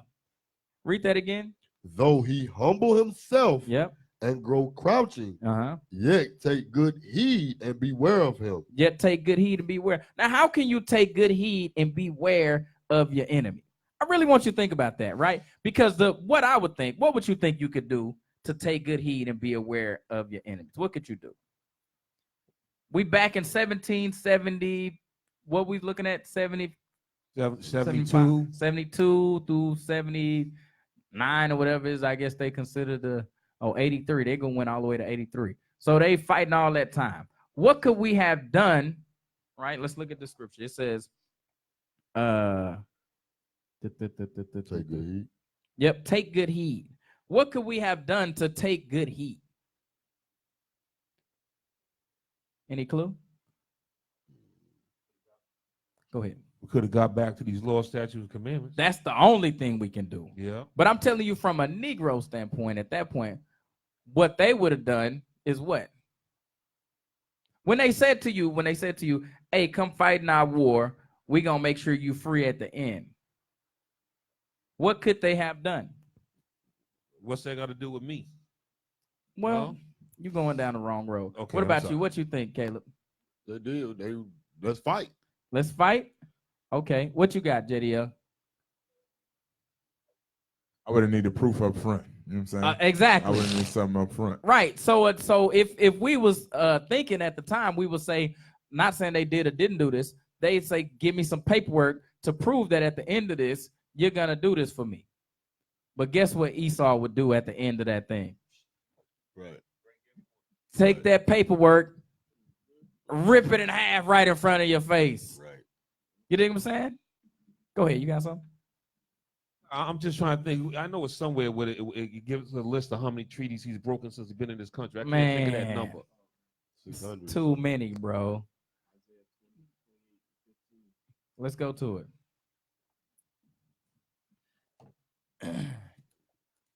Isaiah 28 and verse 15. We'll get it. Give a second, JDL. The book of Isaiah, chapter 28 and verse 15. Yep.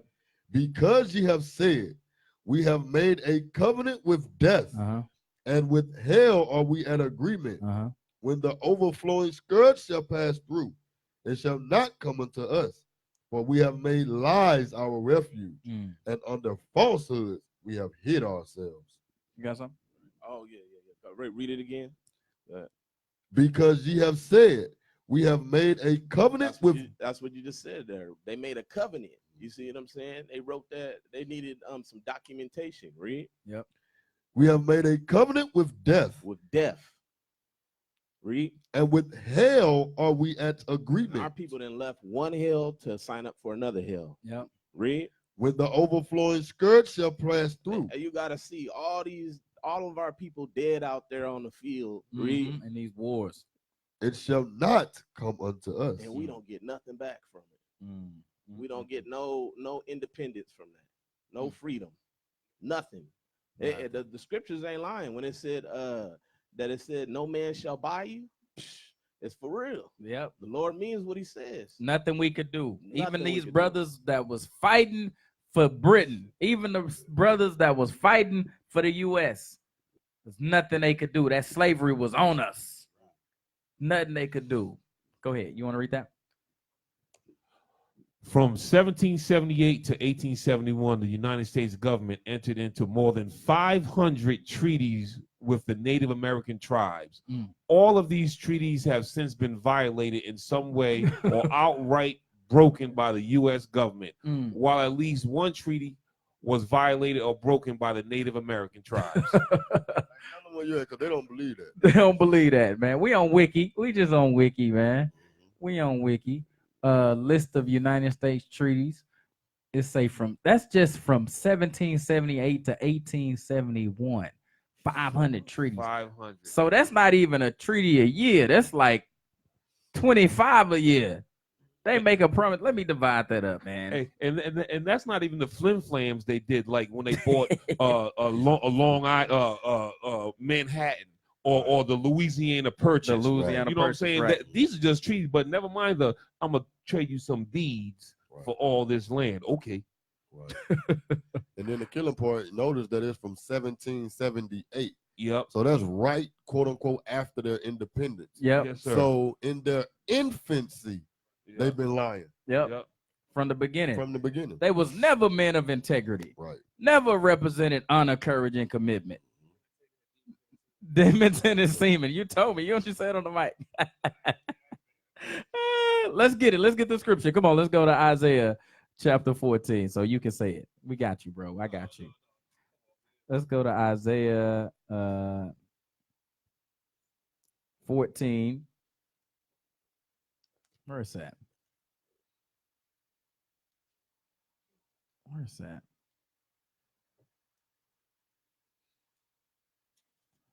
(14 and 20 and 21). This is the book of Isaiah, chapter 14 and verse 20. Thou shalt not be joined with them in burial, because thou hast destroyed thy land and slain thy people. The seed of evildoers shall never be renowned. Damn. They got demons in their semen. They got demons in their semen. That's what he wanted to say. Hey, can we get Habakkuk chapter 2? Hold on, read 21. I'm Read sorry. 21. Read 21. I want you to get it. We'll get Habakkuk. Read 21. Go ahead. Verse 21. Yeah. Prepare slaughter for his children, for the iniquity of their fathers, that they do not rise, nor possess the land, nor fill the face of the world with cities. You know what's crazy? So, like with us, right? Like with the 4th of July, right? Like the officer said, like we're gonna be out there getting in. Yep. And then when you bring up this history, what's that got to do with me? Yep. Clearly, on the other side of the house, I never had no slaves. What's it got to do with me? Right. We'll see. We'll see. The beauty of the Bible, Isaiah says in 46 and 10, Yep. it tells the end from the beginning. They gonna get it. They gonna get it. What you want, Habakkuk? What now? Yeah, I don't want to beat it. Yeah, here we go. I'll back it 2 and 4. Go ahead, beat the dead horse. Yeah, Habakkuk, what? I gotta find it. 2 bro. and 4. The book of Habakkuk. Oh, you got it, Cap? Ah, you got it. The book of Habakkuk, chapter 2 and verse 4. Behold, his soul which is lifted up is not upright in him. He out the gate, he crooked. Yep. Out the gate. You know what I'm saying? There's just, Hebrew says there's no worse fornicator on the face of this earth. Read. But the just shall live by his faith. But we're gonna live by the faith of God. Yep. All praises. Let's go back to Sirach chapter 12. The book of Sirach, chapter 12 I think and we was at verse 11. 11. Yeah. And it reads, set him not by thee. Not 11. Verse 11. Though he humble himself and go crouching. Though he say, you know what? We're going to make these treaties with y'all. We're going to set y'all free at the end. Go ahead. Yet take good heed and beware of him. Even if you get paperwork in place, still beware of him. Go ahead. And thou shalt be unto him as if thou hast wiped a looking glass. He going to go back to the original state before he wrote that treaty with you. He going to go back. He going to go back to that place. Right. Go ahead. and thou shalt know that his rust have not been altogether wiped away. You're going to know that regardless of what you did, regardless of how great of feats you did for him and his military, it don't matter. You still was nothing. Go ahead. Set him not by thee. Set him not by thee. Mean what? Don't go into no agreement with him, because it ain't gonna benefit you. It's a waste of paper. That's what it is. Go ahead. Lest when he hath overthrown thee, he stand up in thy place. Yep. Neither let him sit at thy right hand, lest he seek to take thy seat. And thou at the last remember my words, and be pricked therewith. You're going to remember the words of the Most High. You're going to remember, what the Lord told me not to trust this fool. He told me. I did it anyway. Dang. Go ahead. Who will pity a charmer that is bitten with a serpent, or any such as come nigh wild beasts? He said, who going to pity you? You the one that got yourself wrapped up with this fool. You the one that's out there fighting his war, joining his military, doing these things, thinking that it's going to benefit you on the other end. It's not.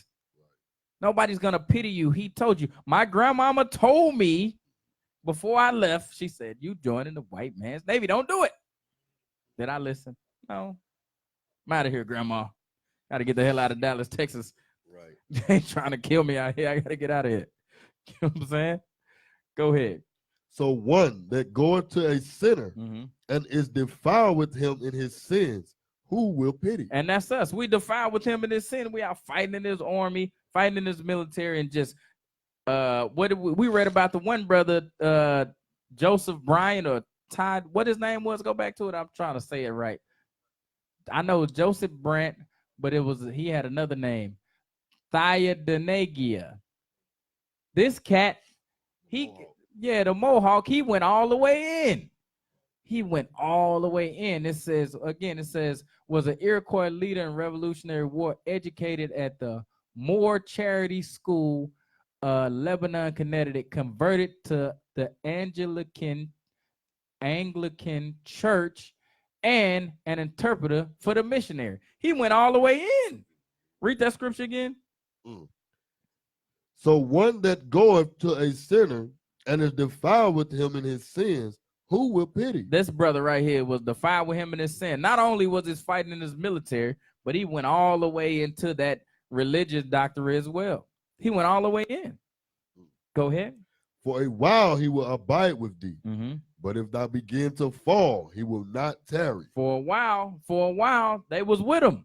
But like we read, it said at the end of the war, right, the British, they brought them back to the slave yards. They brought them back to their original slave masters. Right.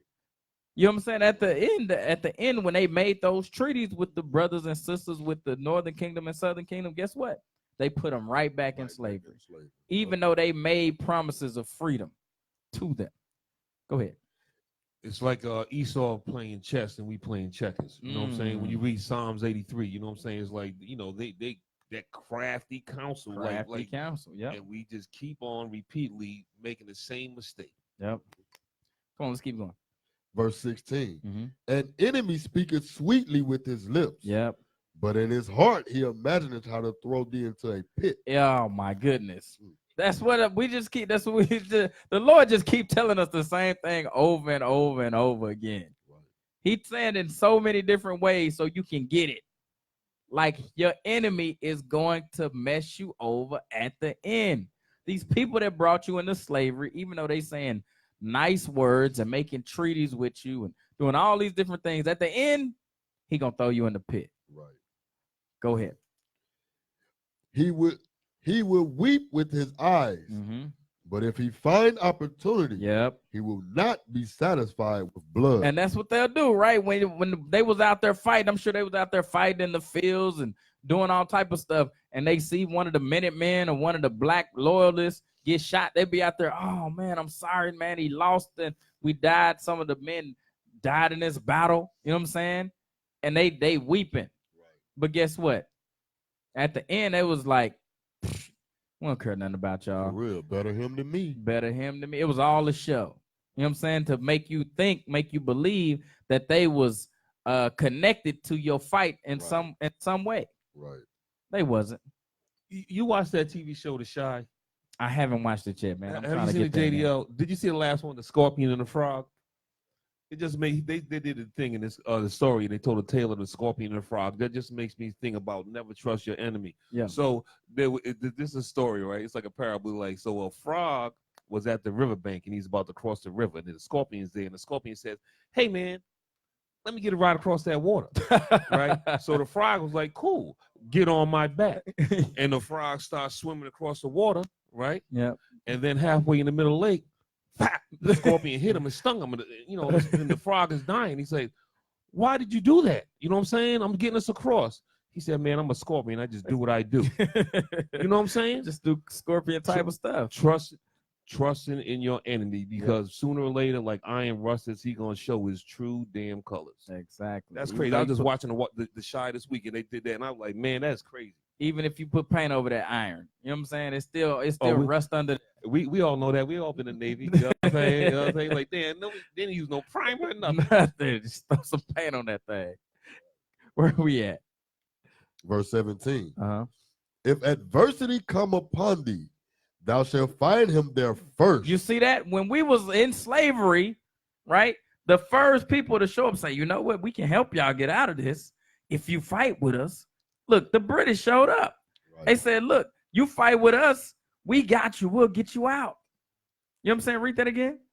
If adversity come upon thee, When we was in trouble. Go ahead. thou shalt find him there first. You're going to find that's the first thing going to be available to you is that white man, is that Caucasian man. Right. That's the first thing going to be available to you when adversity come.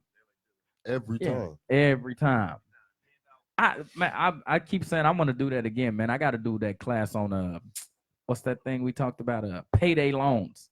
You know what I'm saying? How they set those things up in all the hoods. You know what I'm saying? Those set them payday loans up, and the next thing you know, boom. When that adversity come, that's the first thing available to you. Like it's right there, man. Couple dollars. Couple of dollars, they give me a couple of bucks. You know what I'm saying? I can make it through. Hit you for 79% interest. Right. Smashing you. Read that again.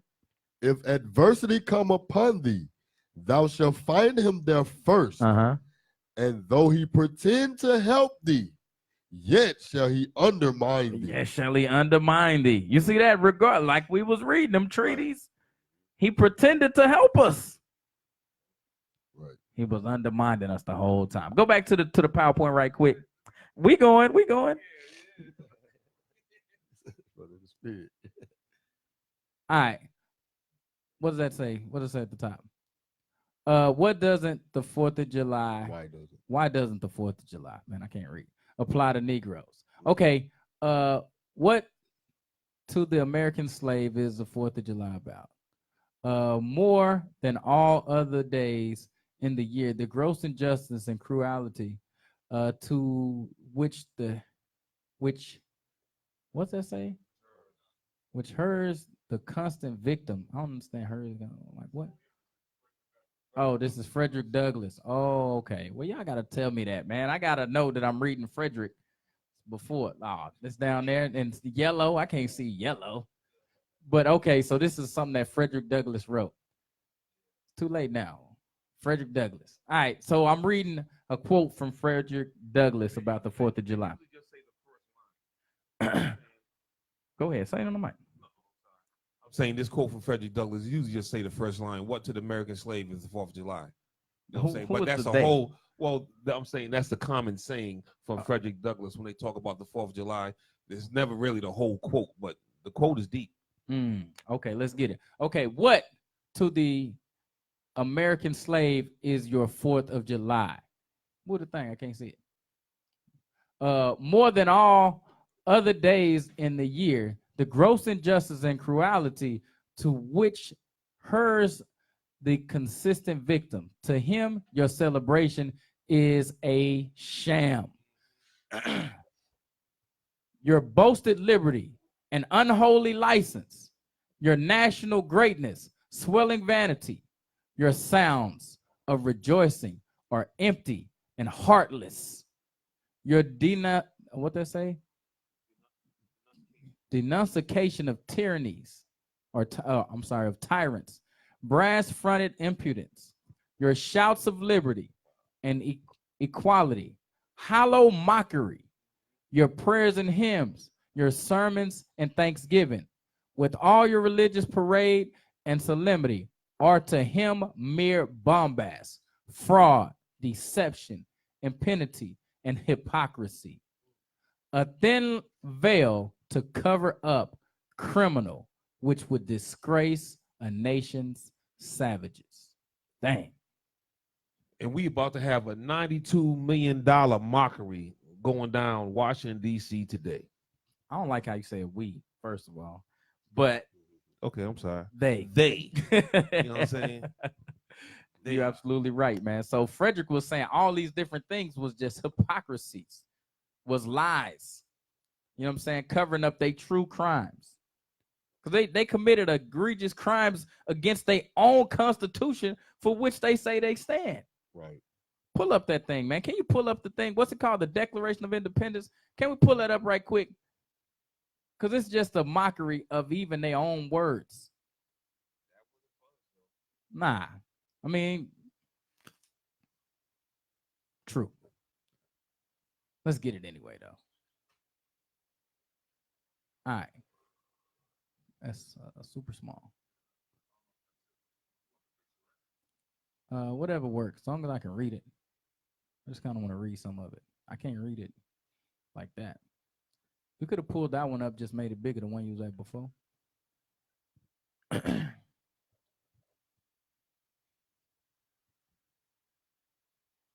right. It says the preamble. Okay, these are the, what did it say again? Preamble. These are the lines contemporary Americans know best. We hold these truths to be self-evident, that all men are created equal, that they are endowed by the Creator with certain unalienable rights, that among these are life, liberty, and the pursuit of happiness. That's what they put. This is what they put out there. This is their Declaration of Independence. Go ahead. I'm just gonna say, and this was back then, Yep. right? And it's crazy because I was just researching these migrant holding camps. Yep. So if we're able to have life, liberty, and pursuit of happiness, man, we got 3 of the migrant holding camps. They're holding them kids in cages right here in San Diego County. Crazy. They don't even hold up to this now. Nope. You know what I'm saying? No. You think you would, if you would know better, you do better. Nope. Not Esau. Nope. Oh no. Oh yeah. Scroll down. Do we got the actual thing? Oh, okay. This person is breaking it down. I don't want that. They giving their interpretation. Yeah. They don't got it on Wiki just for us to read. Just go to Wiki. I'm sure they got it on there, bro.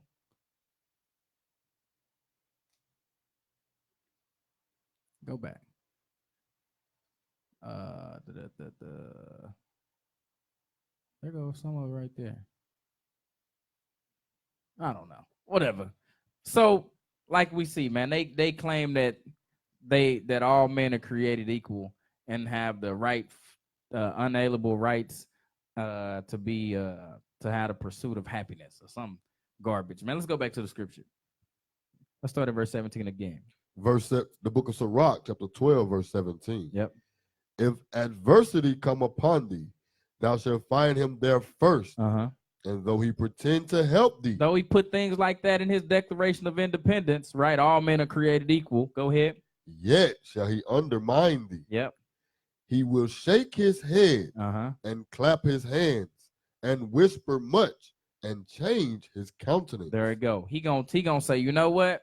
That didn't have nothing to do with you. You know what I'm saying? You go back to that slave field. Even though you came out here and help us win this war. You know what I'm saying? It didn't matter. It was all for naught. What else y'all got? Y'all got anything else, man, before we wrap this thing up, man? Go ahead, JDL. Give me Colossians 2:8. for the person that's watching that says, well, I could still go get a hot dog from Big Mama house today, despite everything I heard. Right. Because that's what's gonna happen. They're gonna hear the history, but they're not gonna know. They're gonna be like, still want to go get a hot dog or a burger. I'm just not celebrating it. The book of Colossians, chapter 2, verse 8. Mm-hmm. Beware lest any man spoil you through philosophy and vain deceit. So it says, beware, watch out for this thing, right? Because what'll happen is the philosophies of America or the mindset of America will come upon you, right? If you just learn the truth, you want to keep the commandments of God, you should be staying away from these things. Keep reading. After the tradition of men, after the rudiments of the world, and not after Christ. Right. So you should be following Christ and keeping his laws, statutes, and commandments, right? Bishop was just here. He went over, we got like over 90 high holy days that we could keep. Yep. July 4th is not one of them you should be celebrating. Right. Yep. Got plenty high holidays you can celebrate instead of this shenanigans. Right. You got something, Caleb, before we get up out of here, bro? Oh, yep. Let's talk about our independence just a little bit. Yes, sir. Jeremiah 16. Because we're going to celebrate our independence. Mm-hmm. And we're going to do it with God, the Almighty. Jeremiah 16, 14. The book of Jeremiah, chapter 16 and verse 14. Therefore, behold, the days come, saith the Lord, that it shall no more be said, the Lord liveth, that brought up the children of Israel out of the land of Egypt. So it's going to come a time where we're not going to even remember our deliverance from Egypt. Read. But the Lord liveth, that brought up the children of Israel from the land of the north. The land of the north is the United States of America, and also the places where else we dwelt. Read. And from all the lands whither he had driven them. And I will bring them again into their land. What did God say he was going to do? And I will bring them again into their land that I gave unto their fathers. God said that he would bring us again to our land. That would be our Independence Day. All right? So let these people do their thing. They're in their rulership right now. Deuteronomy 28. Deuteronomy 28.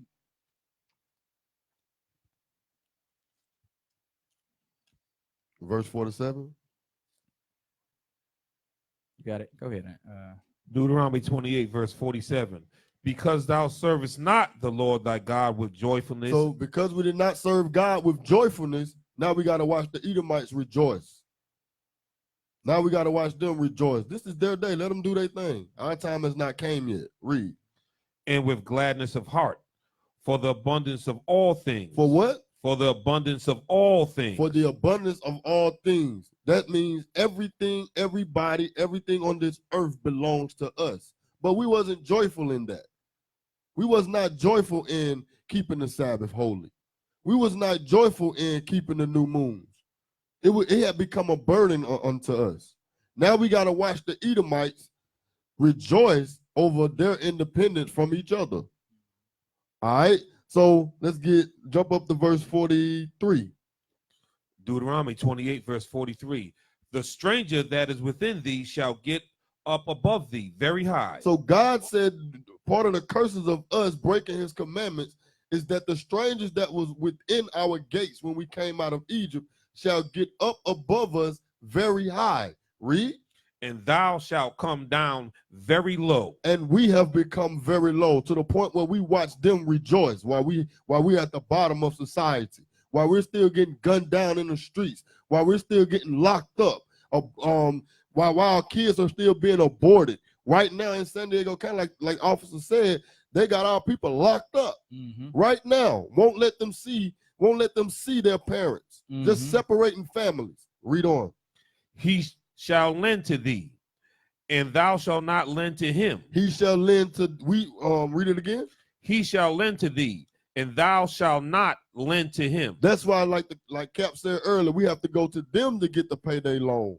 They don't come to us. We don't have no banks. We don't have nothing. They took everything. Read. He shall be the head. He shall be the head. He shall be the leader. We shall follow his lead. Read. And thou shalt be the tail. And we have become the tail. The tail follows the head. Now our people are following this white man or the Edomites and the other nations as they have their Independence Day. Go to Isaiah 60. That's the last scripture, sir. It's all good. Go to Isaiah 60. So no, go to Isaiah 52 first. Verse 1. Isaiah chapter 52, verse 1. So this is what God is telling us. Read. Awake, Uh-huh. awake, Uh-huh. put on thy strength, Put on the laws of God. That is our strength. Read. O Zion. Uh-huh. Put on thy beautiful garments, Put on our beautiful garments. Read. O Jerusalem, Uh-huh. the holy city. For henceforth there shall no more come into thee the uncircumcised and the unclean. Read. Shake thyself from the dust. That's a commandment that God gave us. He says, shake ourselves from the dust. We are in the dust. Read. Arise and sit down, Rise up as a people. Sit down and learn the Bible. Sit down and learn of me. Read. O Jerusalem. Jerusalem was a people before it was a place. So he's talking to us. Read. Lose thyself from the bands of thy neck. The bands of thy neck is captivity. Us not knowing our history. Us not knowing that we are the chosen people. That's the band that's upon our neck. Read. O captive daughter of Zion. Because we are captivity. We are in captivity in another man's land. So with that, Cap, I ain't got nothing. You ain't got nothing else. So again, just so we clear too. So we went through the hidden history that's in the 4th of July in reference to the Bucks, the loyalists, not to encourage the behavior of celebrating the 4th of July, but just so we can understand that it's more to us than what they tell us in school. You know what I'm saying? And this should do more of inspiring us to know that we are that great nation. Regardless of where we go, we dominate. You know what I'm saying? We are that great nation. We just got to get back to it. That's right. And that's the point of this. It's not to say, oh, we should celebrate this because we have brothers and sisters fighting in this thing. No. We got to understand who we are, where we come from, and that shall inspire us to do greater things moving forward, to move forward in keeping the commandments of God. When we're doing that with our natural, what's the word? Genetic, our natural genetic blessings, our natural, what's the word? Advantages. When we got that with God too, oh man, we're going to be an unstoppable force, man. We're going to be an unstoppable force. So with that, family, we're going to say shalom to y'all from San Diego. Hey, shalom, family. Lord's will. See y'all brothers next time. Most High Christ bless.